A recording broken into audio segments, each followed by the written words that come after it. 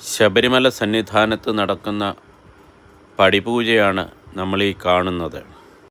18-ാം പടി എന്നത് ശബരിമല ധർമ്മശാസ്താവിൻ്റെ പവിത്രമായ പടിയാണ്.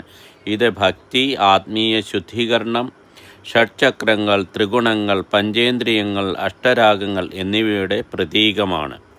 ഈ പടി ചവിട്ടുന്നതിലൂടെ ഭക്തൻ ദേവൻ്റെ സന്നിധിയിൽ എത്തുകയും ആത്മശുദ്ധി നേടുകയും ചെയ്യുന്നു. 18-ാം പടി ഒരു ഭൗതിക പടി മാത്രമല്ല, അത് മനുഷ്യൻ്റെ ആത്മീയ യാത്രയുടെയും ശരീരത്തിലെയും പ്രപഞ്ചത്തിലെയും ആത്മീക തത്വങ്ങളെയും പ്രതീകമാണ്.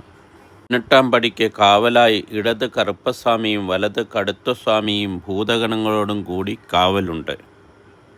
പരിശുദ്ധമായ പടിയായതിനാൽ വ്രതാനുഷ്ഠാനത്തോടെയും ഇരുമുടിക്കെട്ടുമായി ചെല്ലുന്ന ഏതൊരു ഭക്തൻ്റെയും സങ്കടം ഭഗവാൻ കേൾക്കും.